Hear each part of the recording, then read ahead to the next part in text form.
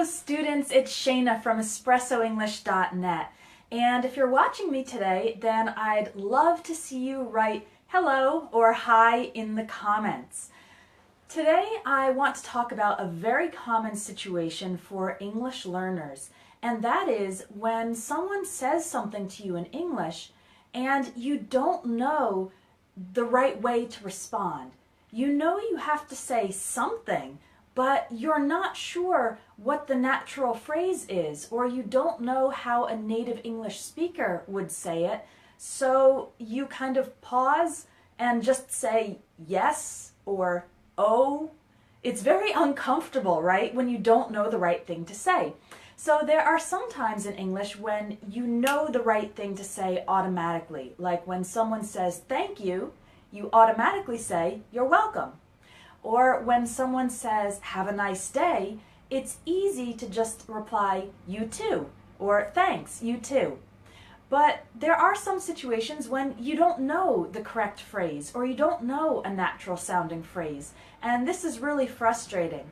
So in today's lesson, I want to answer a student question that I got some time ago, which is, what's an appropriate response for when you invite somebody else to go to an event or a party or go out, and the other person says they can't go?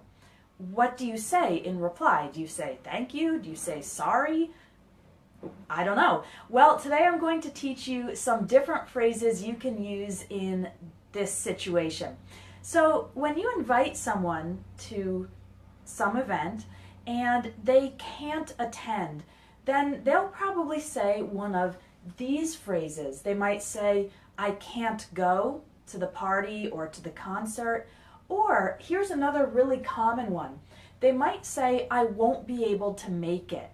Now you might look at this phrase and think, make what? I invited them to go somewhere, not make something.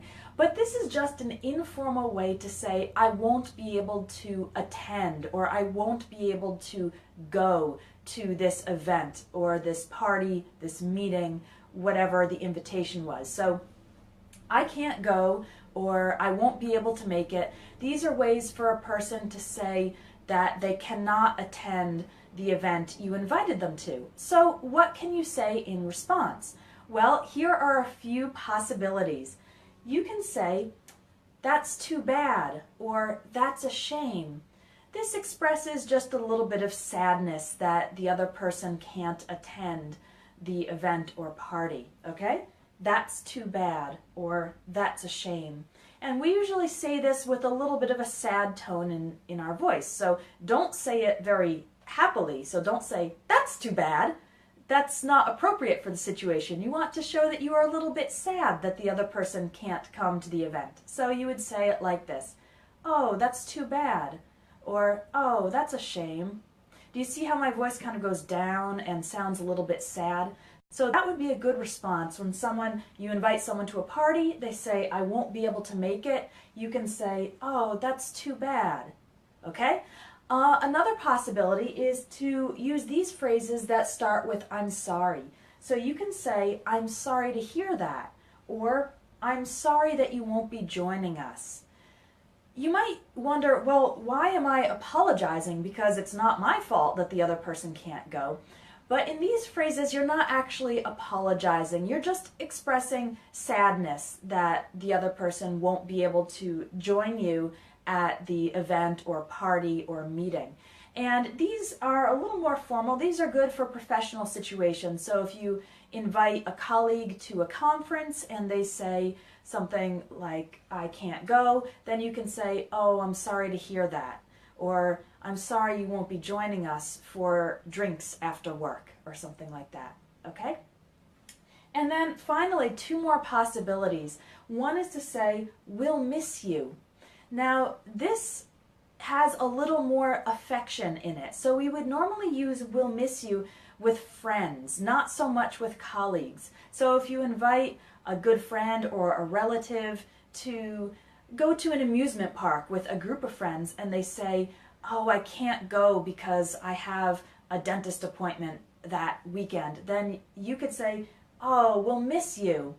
This this expresses the fact that you will feel sad because that other person is not present, because you like that person and you want to spend time with him or her, okay? You can also use some of these phrases in combination. So if your friend says, I won't be able to go to the amusement park, then you could say, oh, that's too bad, we'll miss you. It's a way to make them feel loved and included. And you can also add this phrase, maybe next time, if it's something that possibly there will be a future opportunity. So, for example, maybe every Friday night you like to go bowling with your friends and you invite a new friend and they can't go this Friday, then you could say, oh, that's a shame, maybe next time. Okay? So do you see how you can use these different phrases to reply to this situation? Now you have some possibilities, so instead of not knowing what to say, you have a lot of phrases that you can use to respond when someone else tells you that they can't go or they won't be able to make it to an event that you've invited them to. All right? Now, if you want to learn more of the phrases that native English speakers use in lots of different situations in everyday life, I have courses about everyday English speaking.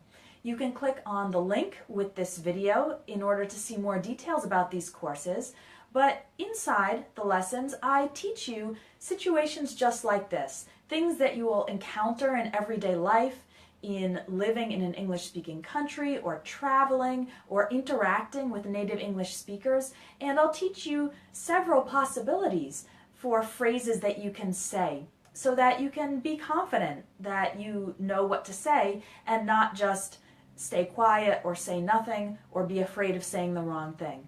All right, so I hope to see you inside one of my courses. I hope you learned a lot from this video, and if you enjoyed it, please make sure to like the video and share it with your friends. See you guys in the next lesson.